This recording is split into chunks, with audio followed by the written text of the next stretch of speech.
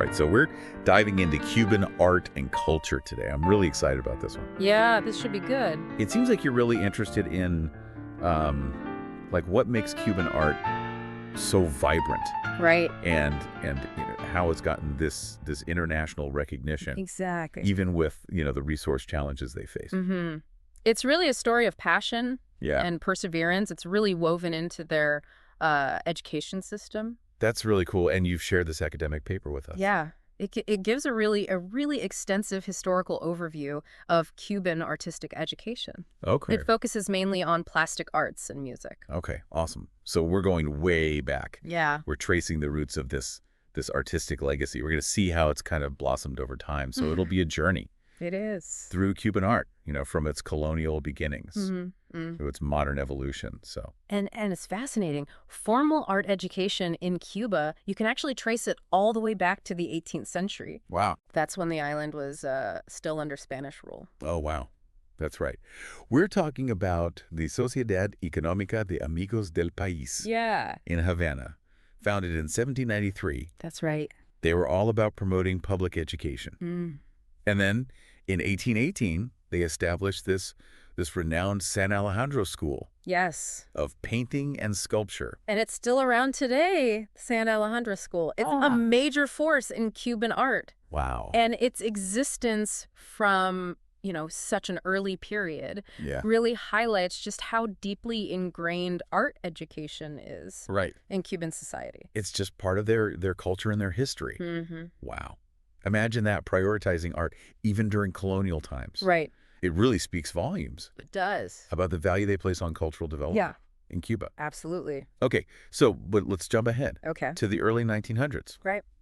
I was reading that plastic arts education back then was, it was pretty much all about copying. Right. Students were meticulously replicating existing works, honing their technique. Right. But maybe not expressing themselves as freely. Yeah, it was a very traditional approach. Yeah. Common in a lot of parts of the world at that time, but a shift was on the horizon. Okay, so here's where things get interesting. All right. They're influenced by these new educational trends in Europe and Latin America. Right.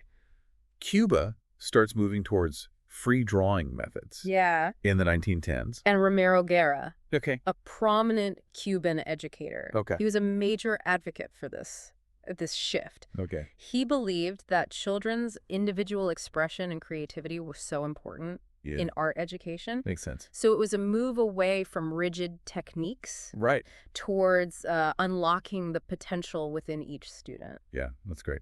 And it wasn't just him. Maria Capdevila brought North American art education models to Cuba. Yes. Emphasizing design and incorporating innovative techniques. It was a really dynamic period of change. Yeah. Different pedagogical approaches were being, explored and integrated. It was a really exciting time, it sounds like, for art education. Yeah. Yeah. And then, of course, comes the Cuban Revolution. Right.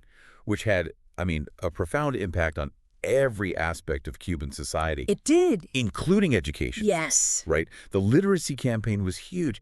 And we see art being linked with language arts in these early education programs. It seems like the focus was on using art to reflect everyday life and experiences. Yes. Sort of laying the groundwork for this broader approach to art education. It was about integrating art into daily life and making it accessible to everyone. Then in 1965, Artes Plásticas was formally introduced as a subject in Cuban schools.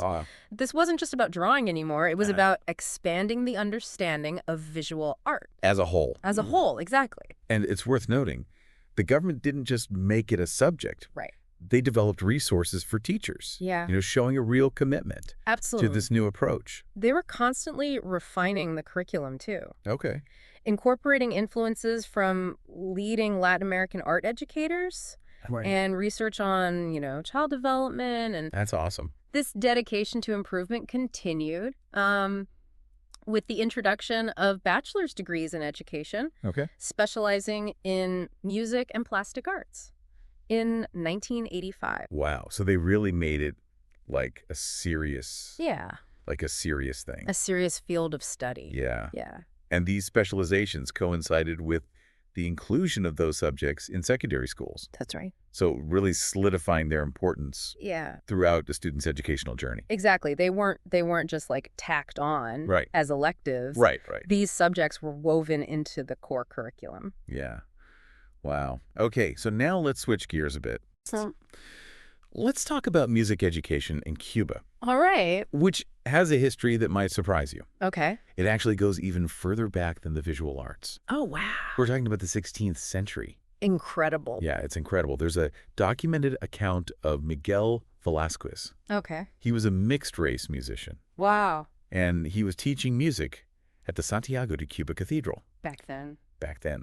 This shows just how deeply embedded music is in Cuban culture. That's amazing. It's fascinating to see how music education, even in those early days, was this mix of formal instruction and the passing down of traditions within the community. Yeah, absolutely. And as we move into the 19th century, that blend continues. We start to see music academies and private instructors popping up. Okay. So that signifies the growing formalization of music education in Cuba.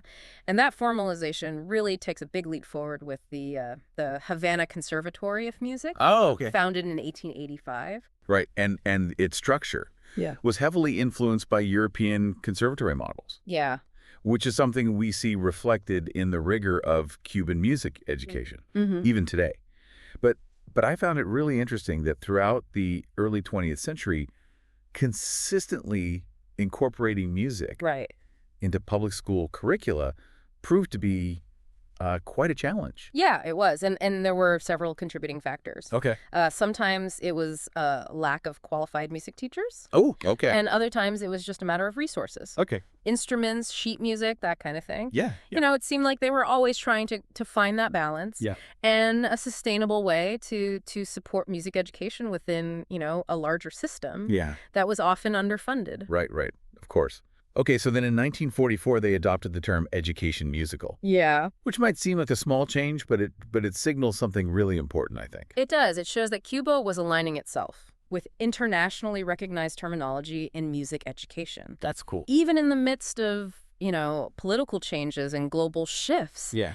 They recognize the importance of connecting with broader pedagogical trends. It's like they were saying, we're here. We're part of this global conversation. Yeah. About music education, and we're actively engaging with it. Absolutely, yeah. And then, of course, came the Cuban Revolution in 1959, which, as you can imagine, had a huge impact on music education. When I think about the Cuban Revolution, I often think about those iconic images of people dancing in the streets, music filling the air. It seems like there was this initial surge of enthusiasm for using art as a tool for social change and cultural development. There was. And one of the ways this manifested was through the instructors de art. Okay. So these were brigades of artists who were sent out to communities across the island to spread the joy and knowledge of art.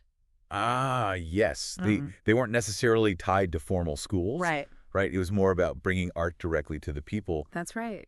Fostering creativity at a grassroots level. Exactly. They taught music, dance, theater, visual arts, whatever their area of expertise was. So cool. They played a really pivotal role in sparking that passion for the arts and nurturing talent, especially in rural communities that might not have had access to formal art institutions. And then in the 1970s, music and dance were formally reintroduced into the primary school curriculum. I imagine there were still resource constraints. There were, but that's where Cuban ingenuity comes in. They started using radio as a tool for music education, broadcasting programs like Llegó la hora de cantar, de jugar y de ir a concierto con los profesores invisibles. Hold on, invisible professors. Yeah. That sounds intriguing. It was such a creative solution. They used radio dramas, songs, even puppets to engage children in learning about music. They brought that that magic of music into homes across the island, regardless of location or economic circumstances. What a fantastic example of using technology to overcome those limitations.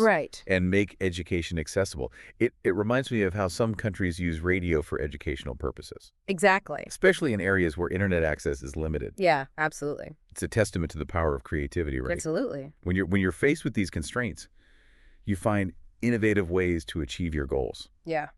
And in 1985, the Cuban government established the National Facultad de Educación Artística, really solidifying their dedication to art education at the highest level. That's right. And it was one of the first institutions of its kind in Latin America. It was. A real milestone.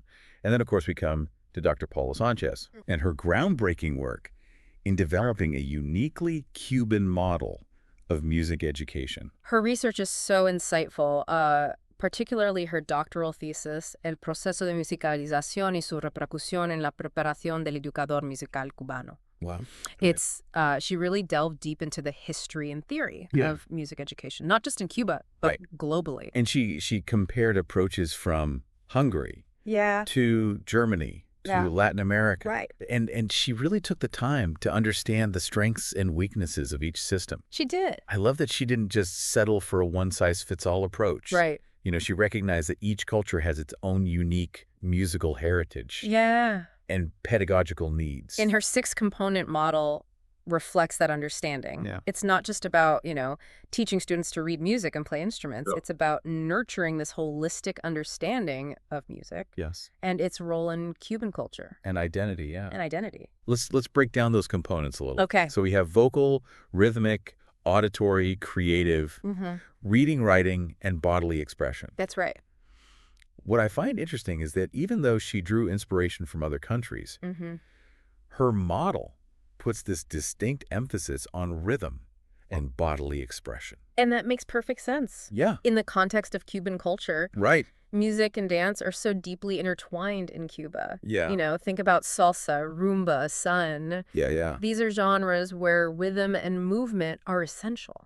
It's not just about listening to music, it's about feeling it. Expressing it through your body. Absolutely. So Dr. Sanchez's model isn't just about teaching music.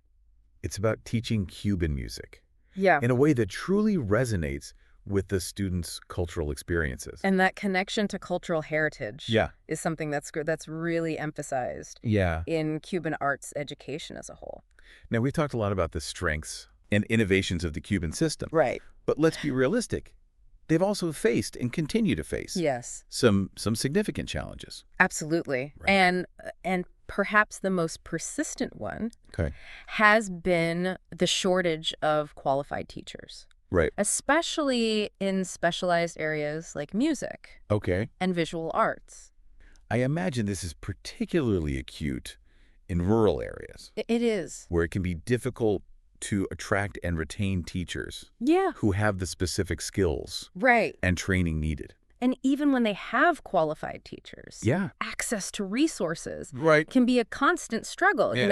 Instruments, art supplies, updated teaching materials. Of course. These things can be scarce. And it requires a lot of creativity and resourcefulness to make do with what they have. And then, of course, there's the issue of funding. The art education programs are often the first to face budget cuts. That's right. Especially during times of economic hardship. Unfortunately, that's a common theme in many parts of the world. The arts are often seen as a luxury rather than a necessity. And their value is often underestimated. But what strikes me about Cuba is that despite these challenges, their commitment to arts education has never wavered. I think it speaks to their belief in the transformative power of the arts. They see art as essential to individual development, cultural identity, and social well-being. Absolutely. And they're willing to invest in it even when times are tough. And that commitment has led to some truly remarkable achievements.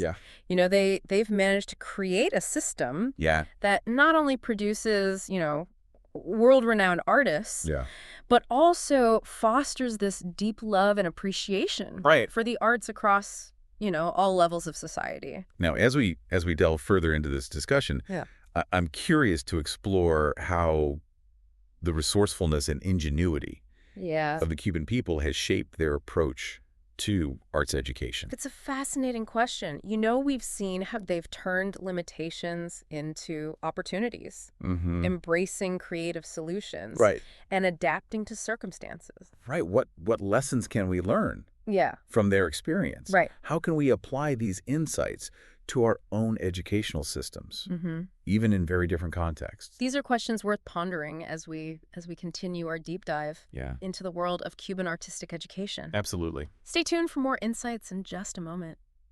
It's amazing to see how they've managed to cultivate such a rich and vibrant artistic landscape, despite facing so many obstacles. I know, it really is. We've gone from the early days of copying masterpieces to embracing free expression, navigating a revolution, and even using radio to bring music into homes across the island. It's quite a journey. What stands out to you as we look back on this journey through Cuban art education?